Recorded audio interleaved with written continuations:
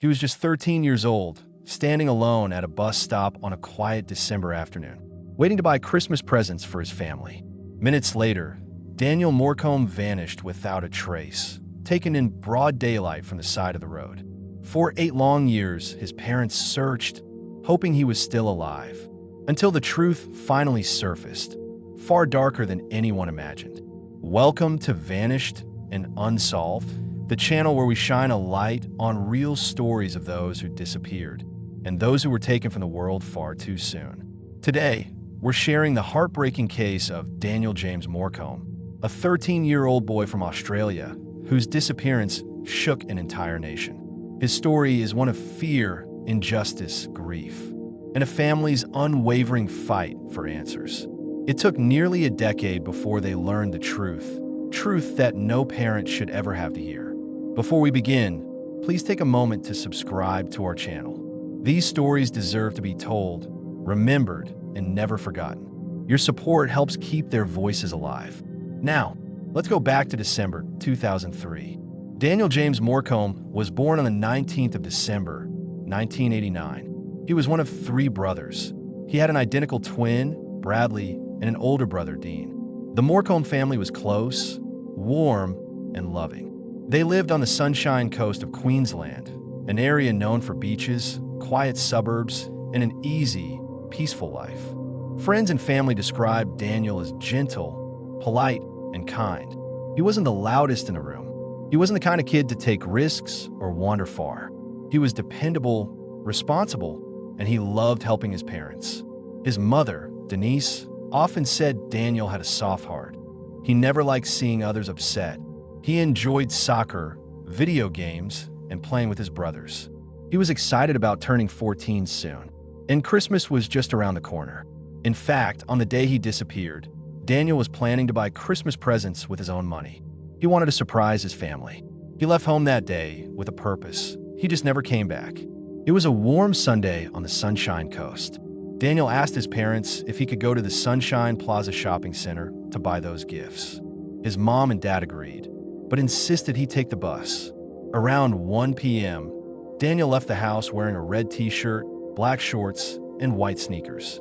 He walked to an unofficial bus stop beneath the Keel Mountain Road overpass, a stop many locals used when the buses couldn't safely pull over on the main road. He stood there alone, waiting. A few minutes later, 2 witnesses, teenage girls, noticed him still standing there, patiently looking toward the road for the bus. More cars passed. More people saw him. But at some point, something changed. A man in a blue car and another in an older-looking vehicle were seen in the area. Witnesses reported a strange interaction, one that didn't feel right. But before anyone fully understood what was happening, Daniel was gone. When the bus he was waiting for finally arrived, Daniel wasn't there. His seat was empty. His shopping money remained in his pocket. And from that moment on, nothing about the day made sense. Daniel's parents, Bruce and Denise Morcombe, expected him back by late afternoon. When hours passed with no sign of him, they immediately felt that something was wrong. Daniel wasn't the type to run off. He wasn't the type to disappear. They called the police right away. But what they heard was crushing. Authorities initially treated Daniel's disappearance as a missing child case, not an abduction. No urgency, no lockdown of the area, no immediate search, just a quiet suggestion to wait and see. His parents refused to wait. They knew their son, and they knew something terrible had happened. The following morning, the Morcombe family launched a massive community search. Hundreds of volunteers gathered. Helicopters scanned the area. Local news stations began reporting his disappearance. People brought dogs, drones, torches, maps, anything they could think of. Strangers walked through thick bushland and rough terrain, calling Daniel's name. Every parent in the country felt the fear of what this family was going through. Every child on the Sunshine Coast was suddenly kept close. And yet, there was nothing. No clothes, no bag, no footprints, no signs of a struggle. It was like Daniel had been lifted out of the world. Not long after the search began, witnesses came forward. Several people had seen Daniel standing at the bus stop. Some saw a blue car pull over. Others described a man behaving strangely. But despite the leads, the early investigation was slow. Too slow. Crucial time was lost. Roads weren't blocked off when they should have been. Vehicles weren't stopped or searched. The bus route wasn't immediately examined. By the time authorities realized this was a likely abduction, the trail had already gone cold. The Morcombe family was devastated, but they didn't give up. Months passed, then years. Birthdays, Christmases, family events where one chair was always empty. Still, Bruce and Denise refused to let their son become a forgotten name. They founded the Daniel Morcombe Foundation, determined to raise awareness for child safety. They spoke at schools, organized events, and kept Daniel's story alive in the public eye. The more they spoke, the more people listened. The country supported them. Their community rallied around them. But behind every speech, behind every fundraiser, there was quiet suffering that only a grieving family understands. Daniel's twin brother, Bradley, said he felt like a part of himself was missing. Dean felt the same. Their world was never the same again. 8 birthdays passed. 8 Christmases came and went. And still, the family had no answers. 5 years after Daniel vanished, police reopened the case with a new strategy. They began using covert operations, deep undercover work designed to catch potential suspects in lies. One name kept coming up: Brett Peter Cowan. Cowan had a long history of violent offenses against children. He lived in the area around the time of Daniel's disappearance, and something about his statements never fully aligned with the evidence. Undercover officers began interacting with him secretly, getting close, gaining trust, and eventually, in 2011, one of these officers posed as a high-ranking member of a criminal organization and told Cowan that to join the group, he needed to prove he wasn't being investigated. Cowan bragged that he knew something about Daniel's case. Then he confessed. He told the undercover officers that he had abducted Daniel from the bus stop, taken him to a remote area, assaulted him, and then killed him. He described dumping Daniel's body in bushland near Birva. But authorities needed proof, something physical. So they took Cowan to the location he described. And what they found broke the hearts of a nation. In August 2011, police located skeletal remains in the exact area Cowan had pointed out. Shoes, clothing, bones. Everything pointed to one devastating truth. After 8 long years, Daniel had finally been found. DNA testing confirmed it.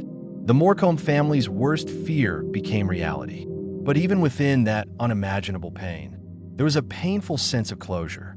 Not the closure they wanted, but the only kind they could be given. During the trial, prosecutors revealed the horrific details of Daniel's final moments. Cowan had seen Daniel waiting alone. He pulled over, pretending his car had broken down. He lured Daniel inside. From there, the truth was dark and disturbing. Daniel was taken to a secluded area. He was assaulted and then murdered. Cowan then left Daniel's body in the bush, where wildlife and time did the rest. Hearing these details shattered the Morcombe family. Their gentle, innocent boy had suffered in ways no child should ever endure. In 2014, Brett Peter Cowan was found guilty of murder, indecent treatment of a child, and interfering with a corpse. He received a life sentence with a non-parole period of 20 years.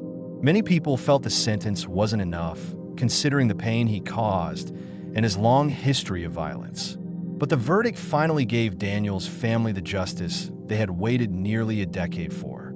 Just like the Amber Hagerman case changed America, Daniel's case changed Australia. Thanks to his parents' tireless work, the Daniel Morcombe Foundation continues to educate children about personal safety. Each year, thousands of students participate in Day for Daniel, a national day dedicated to child safety awareness.